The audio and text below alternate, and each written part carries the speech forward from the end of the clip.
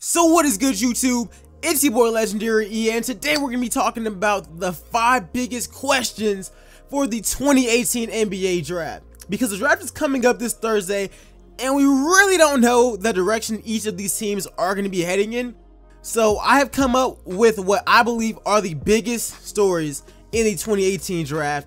And if you guys enjoyed this video and you guys want to see more, please make sure you go ahead and drop a like on it. Yo, smash that like button and please subscribe to the channel. That would be very much appreciated. On this channel, of course, I do NBA topics as well as 2K My League and rebuilds and just so much stuff, man. But anyways, I'm pretty sure that you guys will enjoy this channel. But yo, other than that, let's get straight into this video. The top 5 biggest question marks of the 2018 NBA draft.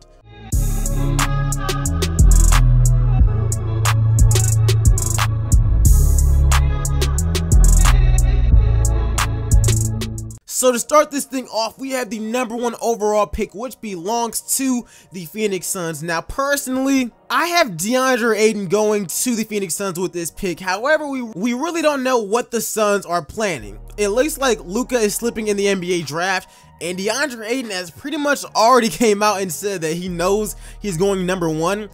But in reality, nothing is guaranteed yet, and the Suns are in need of a playmaker like Luka, but also need a big man like Deandre Ayton. This is going to be very interesting in the hours leading up to the NBA draft, especially since the Suns already have said that they want to offer Clint Capella the max, and if that's the case, they don't really need Deandre Ayton. Just like people have said a few weeks ago how the Suns' brand new head coach is Luka's coach whenever he was playing in Europe. So yeah, those are a lot of question marks for this pick. Personally, I think the Suns should go after Deandre Ayton, but if they truly feel like they can land Clint Capella, then it kind of has to be Luka here, right? I guess we're pretty much just gonna have to go ahead and wait and find out. But personally, man, I'm rocking with Deandre Ayton, but it's not really all that set in stone, you feel me? Next up, we have the Boston Celtics.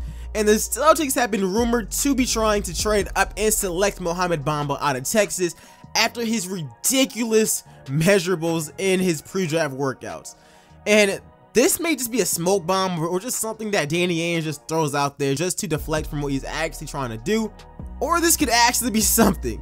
The Celtics have the assets, and if they truly believe that Mo Bamba is worth it, they could potentially next season have a lineup of Kyrie Irving, Jaylen Brown, Jason Tatum, Al Horford, and Mohamed Bamba. But hey, man, we're pretty much gonna have to go ahead and sit back and see how this is gonna work, because they're gonna be looking at making a trade with the Dallas Mavericks or the Orlando Magic, man. This is gonna be pretty interesting, man. Let's just see if that rumor was like true or just complete BS. I guess we're gonna find out on Thursday, man.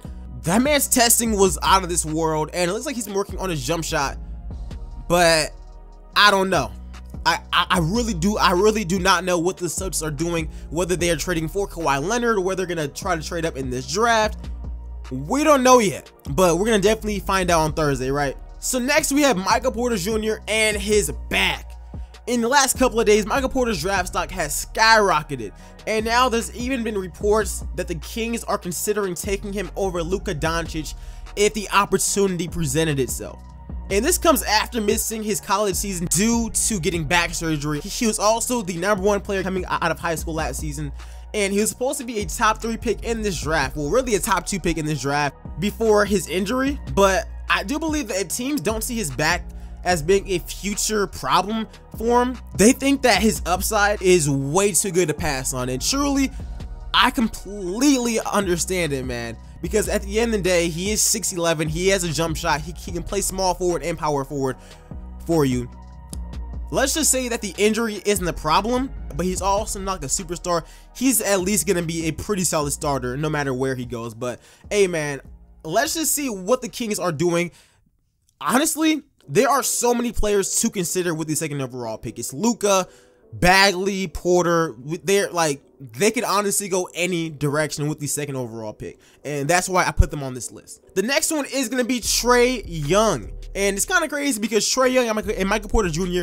were teammates for a little while in high school, and I've been on the record saying that I truly think that Trey Young is a boom or bust type prospect, and that I just truly don't see him being anything in the middle. I think that he's either going to be like a superstar in this league or maybe a bust, man. I really hate saying that because, yo, he's such a tremendous talent, and he had an amazing season, man. Like, he had an amazing season for sure. But I do question his size and him on defense, and just if his body can actually handle a full 82 game NBA season. However, in recent pre-draft workouts, yo, Trey Young looks way more athletic, man. He looks way more athletic than he did his entire college season. And whether teams believe that they'll be getting his upside rather than his downside, that's really gonna determine where he goes in this draft, because who knows?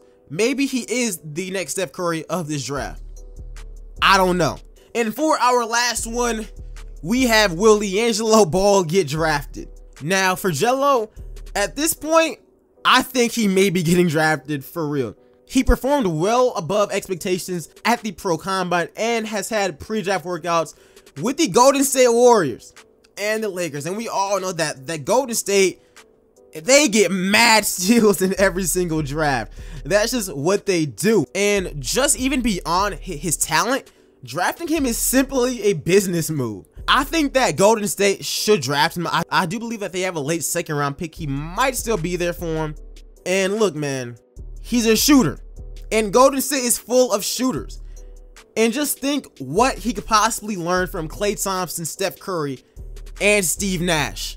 I honestly prefer him going here rather than the Los Angeles Lakers. Of course, the Warriors only get better, but I think that they have the best chance of maximizing his potential. So that is the end of the video, you guys. This is a quick little video of my top question marks that I have for the 2018 NBA draft. Let me know yours in the comments section below. I really want to know which questions you guys have about the draft, man. I think that this draft, I think it's better than last year's draft. It just really depends on if those players actually prove it once the NBA season starts. But just off of a talent standpoint, I think last year's draft was filled with guards, but this year's draft had players that if they reach their potential, they're gonna be superstars. But yeah, y'all, let me know y'all's questions about this draft and how it fares with last year's draft as well.